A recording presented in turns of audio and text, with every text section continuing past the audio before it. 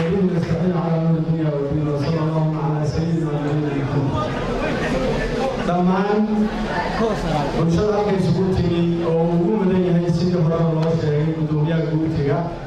waxaan ku salaamayaa salaamta islaamka assalaamu calaykum waraxmatullaahi wabarakaatu. salaan kadib waxaan jecelahay runtii inaan u mahad celiyo dhammaan dadkii ka soo qayb galay halkan ee igu soo sharifay igu maamuusay waxaan mar labaad iyo mar saddexaad galay waa mahadsantihiin. aad iyo aad baa wanaagsantihiin waxaan dareemayaa runtii inay intaasoo qof oo timi iyo qaaray ka noqda u suurtoobi waayey wanaag iyo walaalnimo ay u soo sharifeen waxaan marabkaa u haynayaa intan taagan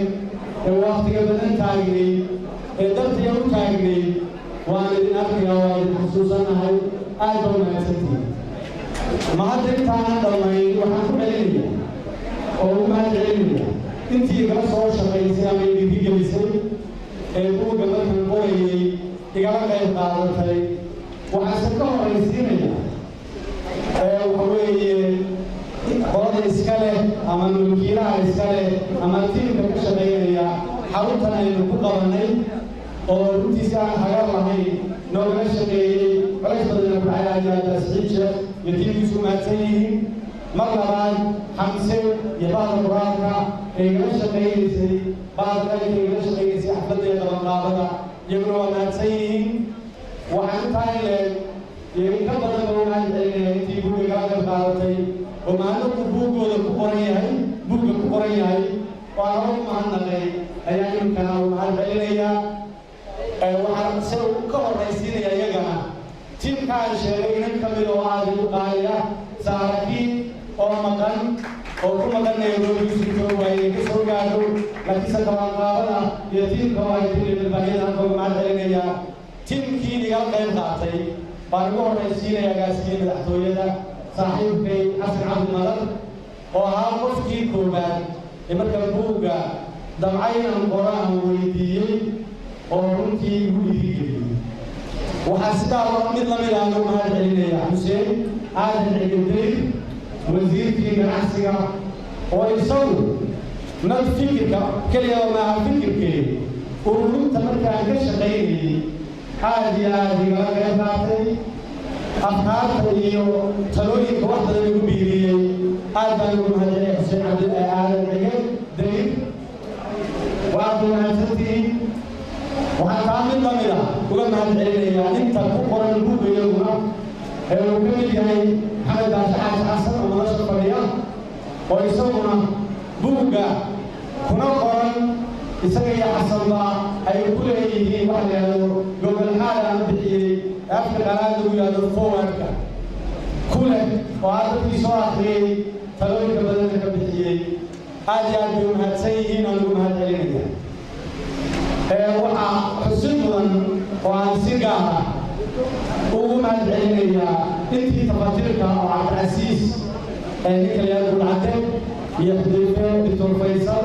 oo tafaatiirka iyaguna igala qayb qaatay aad baan ugu mahad celinayaa. mahad celintaa runtii aan u mahad celinayo waxaan si gaara u maamuusaya oo buuggana ku qoran nin la yidhahdo maxamed haaruun biixi oo laga yaqaano wada garanaysaan oo ka mid ahaa dadkii buugga soo akhriyey kuna leh forward ama gogolxaad ku leh oo buugga ku leh isagana waana mahad celinayaa. wuxuu dadka dheeryahay waan gaar ugu sooca waa nin indhaha ka naafa laakiinse ilaahay subxaana wa tacaala ciwad u siiyey karti iyo aqoon iyo garasho iyo dadaal. ilaahay baa qur-aankiisa ku tilmaamay oo inaga yaqaan dadkiisa oo yidhi ma aha indhala-aantu ta indhaha ee waa ta qalbiga inaa laa tacmal absaaru walaakin tacmal alquluubu allatii fii suduur. indhala-aantu maaha markay indhuhu kaa tagaan nurkoodu waa markay qalbiga beesho. ilaahay qalbiga inama tiro dhammaanteed qalbiga ilaahay inoo daweeyo iimaan qalbiga inooga buxiyo dhammaanteed idinkii annagaba. waxaan intaa ugu xeeleeraanaya wuxuu ahaa waan isleeyahay haddaan qofka koobaad ahayn qofka labaad buu ahaabaan isleeyahay contribution dadkii intay akhriyeen qodob isu dul taagay wuxuu markale ii soo diray 10 talo oo leeyahay halkaa iyo halkaa iyo halkaa waxaasaa markaa waan ugu yaraan 8 qaatay talooyinkiisa waxaa kaan ka mid ahay 45 meelood uu calaamadiyey oo yidhi halkaa iyo halkaa iyo halkaa ama erebixintaa aadana sida loo dhigaa oo axdaada uu tilmaamaya oo aanay arag ragga inta kale ilaa wataanaya oo wada tilmaamay waxaan markaan sidaa leeyahay doonaya in gaar u tilmaamo dadka naafada ah ee meel kasta isbaxyaalo baahida gaarkaa qabay xilligaan dowladda joogay ka shaqaynayay shaqadii dhex martay oo aan ku bixiyey shaqadii farxadda lahayd shaqaadu farxad badan laakiinse farxadda ay lahayd waxaan ku farxaa waxaan isleeyahay dadkii ugu mudnaa dadkii aad mas-uulka u ahayd baad gaadhay oo xuquuqdoodii aad gaadhay inkastoona wada guyin aad gaadhay dadka noocaasa oo runtii taladeeda iyo tusmadeedaba mar kastoo aan shaqaynaynin oo madaxweynuhu lahaa aan shaqada lahaan laakiinse mar walba uu lahaa qofka koobaad in u dhiirigelinayo ilaahi subxaana wa tacaala khayr ka siiye waxaase usaya dadka noocaasa ee markaan u shaqaynayay waxay lahay caynka qolada aan ugu tagnay dhagoolayaasha markaan ugu tagnay ama dadka dhagaana falanka way nala garnaqsadeen ay leeyihiin sida dadka kale wasiiro ugu tiin baa wasiiro loogu tiin maxaa kaa noogu qaban weydi marka dad runtii tagaya doorkii ay lahaayeen markaan sidaa leeyahay waxaan jecelaynaa bulshada ku dhiirigeliyo in dadka noocaasa ee dhibta badan haysato loo soo jeesto guri walbana jooga waxaan gaar u tilmaamayaa dadka naafada marka sheegayo kuwa kaloo dayacan oo ka sii daran oo aan inta waaran ee miyigoodii ilaahay subxaana wa tacaala ka kaxeeyey oo meel walba jooga waan ka xumahay caawa axmed faysi oo ku jiray inuu xafladda qayb ka ahaado oo dadkaa aad ugu dooda uga hadla gabayo iyo maansooyin dheerdheera ka tiriyey oo malaani u sugtooy inuu soo galo gudaha ayaan filaya waxa weeye dadka noocaasi hadduu joogo waxay idin kelmadda la siiyo uu sheego hadda si waa gabagabo waxaa ka soo galay waqtigii kelmadda noocaasa waxaan u leeyahay dadka noocaasa ee dayacan ee suuq dhawanan waan ku soo qaatay odhaahiisa qaar ka mida oo uu leeyahay dadkaa horta yaa ka mas-uula yaa laga sugaya waa tiraa u badan oo maalin badan sii badanaysa aan ka gudbo intaa waxaa ii geysay runtii caafimada ah dareenka maxamed haaruun baa ii geeyey inaan u sii gudbo waxaase ugu tegi doontaa buuga qaybaha noocaasa marka ka hadlayo ayaa buuga ugu tegi doontaa waxaan doonayaa inaan tilmaamo waa la soo sheegayo halkanaa laga sheegay raggiga aqoon badan oo iga daaweyn ayaa halkan ka sheegay muhiimadda qur-aanku leeyahay muhiimadda uu qur-aanku leeyahay ayuunbaa ii geysay inaan qayb ka noqdo waxaa ii labaysay in aan shaqadii siyaasadda maadaama ku jiray welina ku jiro inaanan yacni ku koobnaan bal arrimaha bulshada aan wax ka taataabto ee qoraalku ka midka yahay waxaan bilaabay qoraalka ama ay igu dhalatay fikraddii igu dhalatay inaan wax qoraa waxaan filayaa inay ahayd 99 ayaa bilowgii fikrad inaan wax qoraa igu dhalatay qoraalkii iigu horreeyeyna xilli aan xajka tegay baan dhibsaday xajka yacni anigoo kutubta ka akhriyey oo garanaya ayaa haddana waxaan dhibsaday procedureka ama nidaamka meesha yaalla iyo inta aad soo akhriday hadda jeer isma laha waxaa laga yaabaa markaad soo akhrido iyo inta la qabanaya way kala gooyiin manaasibta iyo meelaha la marayo iyo shaqada la qabanaya markaad soo akhrido laysa alkhabar kadibna xoraal yani muddo ugu sii socday lagu ka sameynaynay waxay ahaayeen kuwadii waxbarashay meesha ee meheradu lahayd laakiinse waxaan u soo gudbay markii aan ka tegay komishinka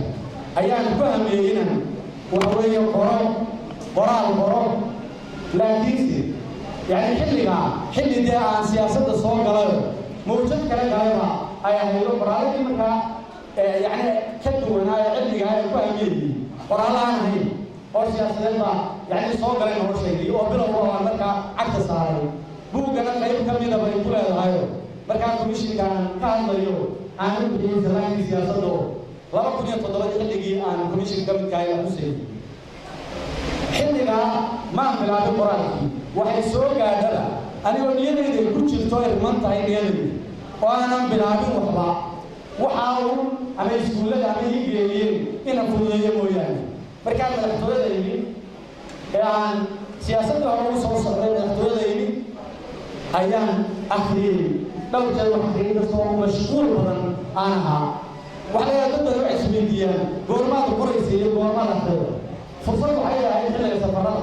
يعني سكودي سفر والله إن الملوك صار بما يصار أخير سفر مستقبل بحر ما دام وقت العين وقت اللي يقولوا على سفرات اللي بتجوا إن سفرات مصار أخير على أنا قاعد أسأل هاي ترى أنا بقول وليه إنه أنا قاعد أقول كيس سفر أخير هذا سفر بتجوا حليا ما عصر أيه رنتي يوسي كورلين ورانكي بالعمى يوسي كورلا وحسيان يوسي بلاغتي ما يحمل الزلايا نشرين فبعضهم دي بدنها خبرات بدنها أيه واحد برامج إن هاي يعني واحد بلون الزلايا نو قرها خبرتي كذبنا موجودي سياسة ده وقت يبغى يستوى دوسو تجري واحد إن كسبمركي أنقذت لي عن الوهي أنا رجينا إنه كوكو ليستو أحمد أنا كلي عارف من عارف وقعدت كوي يمتي يبدو بس عبد الرحمن عارف وحرجينا إن شاء الله تعالى نصوره لكن سواء على كي وقت مركو ويا لو وهذا أول سوق إنسان لما تينا اللي هي مركب لو يرى ولا قرا إن قرا يسقط هاي شغلتي قرا يقف ويفري كتب مركب صار سواء يسوقي وقت دير كاكل طاير بل وحسين مرو markaasaan wixii aan qorqori karayaan يعني أما خصوص قرب كبر كراي أما كمبيوتر كبر كرايو فركاسان بلا قرأت بوجا حتى كاسان بلا يسألون بوجا كله وأنا ولي صور يجرو كمبيوتر طبعا وحكمل هاي حتى كاسان كبر وأنا إلى القرآن قرآن أنا هين كان أمان تقرأ بايوغرافي إلا كيسر مصابسان ورشاة دولتنا يا مستقبلك يا سيدا وحواركي يا سيدا وحدوني يا يعني وحياة أخرين يدولنا كأخرين بل إنا وحنا عاصا وحسوك يجيو مركي أنتا وحنا رجل قريب يعني كوكتي وضوء عن كلمة حوالها اسبربر وضوء أيها وحيقول يريد لي قراءة عن سوشيال أيها يقول يريد لي إنا كان صور يسيو يوم تعداد الحقور يسيو قفنا تهي قروا بايوغرافيا قروا sidaasaa taladooda aan ku qaatay qorayaashii yaragii qoraalka qorayay ama waxa weeye bahdi qoraalka oo aan kala soo horreysiyey waxaa kaloo runtii intii aan akhriyay ama aan arkay dunida ku yani caan oo ay soomaalida ku kooban